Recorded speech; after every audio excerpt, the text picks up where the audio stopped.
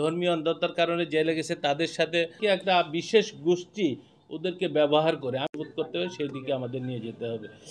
আজকের যে বিষয়টা বারবার আসছে যে নিরাপত্তার কথাটা, সেটা হলো, আমি আবারও বলি যে এটা সামাজিকভাবে একটা বিষয়, সামাজিক বিষয় আছে। সব কিছু প্রশাসন দিয়ে হবে না, প্রশাসনের কাজ অবশ্যই প্রশাসন করবে।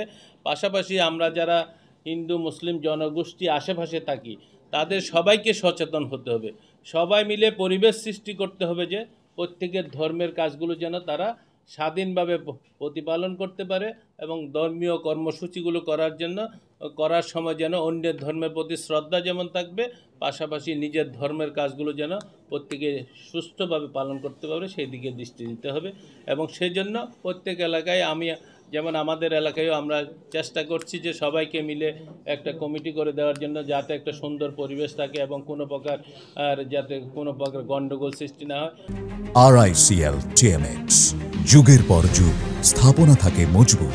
আমরা বিশেষভাবে সবসময় দেখি যে আমি জেলে অনেক দিন ছিলাম, আপনারা জানেন হয়তো 8 বছর 3 মাস 5 দিন আমি বিগত সরকারের শুধুমাত্র একটি মামলা দিয়ে আমাকে অনেক দিন জেলে রেখেছিল। তারপর নানা মামলা দিয়েছে, অ্যারেস্ট করেছে, আবার ছেড়েছে। মোটের উপর জেল থেকে বের হতে দেয়নি 8 বছর 3 মাস 5 দিন কোনো সাজা ছাড়া।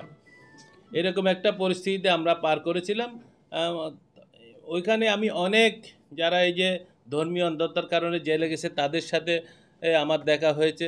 যারা মনে করেন অনেক সময় হিন্দু মন্দির এই প্রতিমাতে যে কুমিল্লার একটা ছেলে কোরআন না কি নিয়ে গেছিলো, এরকম একটা মামলায় ওই ছেলেটা, এটা একটা পাগল টাইপের ছেলে, ওইরকম ছেলেও আমার সাথে দেখা হয়েছে। আবার মুসলমানদের ভিতরে অনেকে যারা পূজাতে করেছে, এরকম বিভিন্ন ছেলে। কিন্তু অনেক সময় দেখি যে তাদের কথাবার্তা আচরণে তারা নিজেরা করেছে এটা না, তারা যে কোনোভাবে এটা প্রভাবিত হয়ে করেছে, এরকম বিষয়গুলো আছে। অর্থাৎ তাদেরকে একটা বিশেষ গোষ্ঠী ওদেরকে ব্যবহার করে। আমি এটা আমার বাস্তব অভিজ্ঞতা থেকে বলছি, হয়তো অনেকের অন্য ব্যাখ্যাও থাকতে পারে।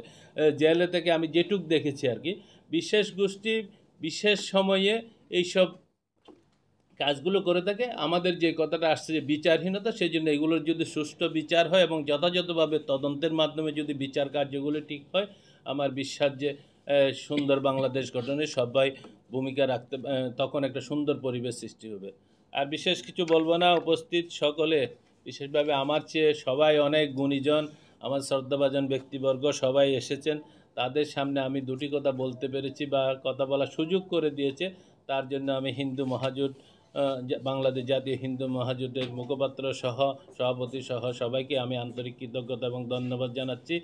আবারও এইটুক বলছি, নিরাপত্তায় সামনের দিনগুলোতে রাজনীতি করার ক্ষেত্রে সব ধর্মের সমান অধিকারগুলো প্রয়োগের মাধ্যমে যাতে আমরা সবাই বাংলাদেশের নাগরিক হিসাবে সব ধরনের অধিকার আমাদের যাতে থাকে, সব ধর্মের বর্ণের মানুষের সকল ধরনের অধিকার যাতে থাকে, সেইভাবে যেন আমরা করার সুযোগ পাই। সেই জন্য আপনাদের সকলের দোয়া প্রার্থী এবং আশীর্বাদ প্রার্থী।